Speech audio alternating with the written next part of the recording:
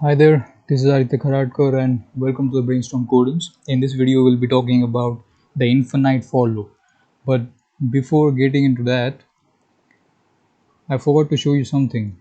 You can see we have used this semicolons here, and we use the semicolons in these three expressions between these three expressions to separate these expressions from each other.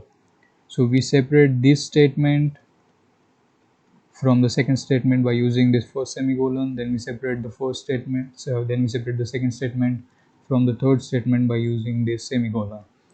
And make sure you're not using the semicolon at the end of the post statement because it won't run the for loop.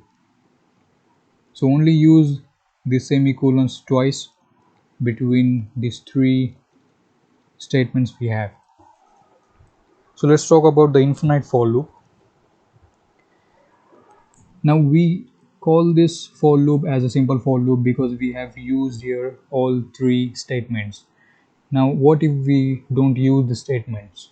Then the for loop we won't have the declaration statement, it won't have the condition, and it won't even have the post statement to increment or decrement the value which is stored in the variable. So if I just remove this, but before removing this, let me show you this output. I have used 2, and if I run this, I have two brainstorm coding statements here. Now if I remove all the expressions,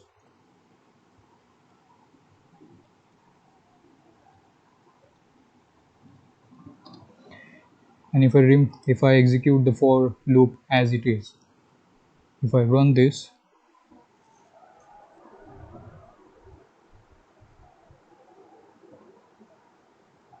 you can see we have this timeout running program because now this for loop has become an infinite for loop.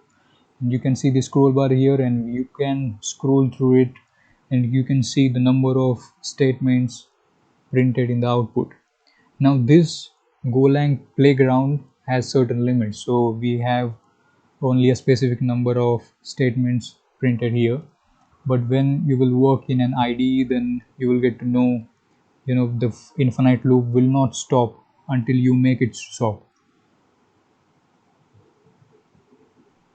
So if you have something you want to print it for the infinite times, then you can use the infinite for loop, but this loop is not used for the most of the times. So if you want to use it for fun, then you can use it. So that's all about the for loop, which is the infinite for loop. And thank you so much for watching. Don't forget to subscribe, and I'll see you in the next one.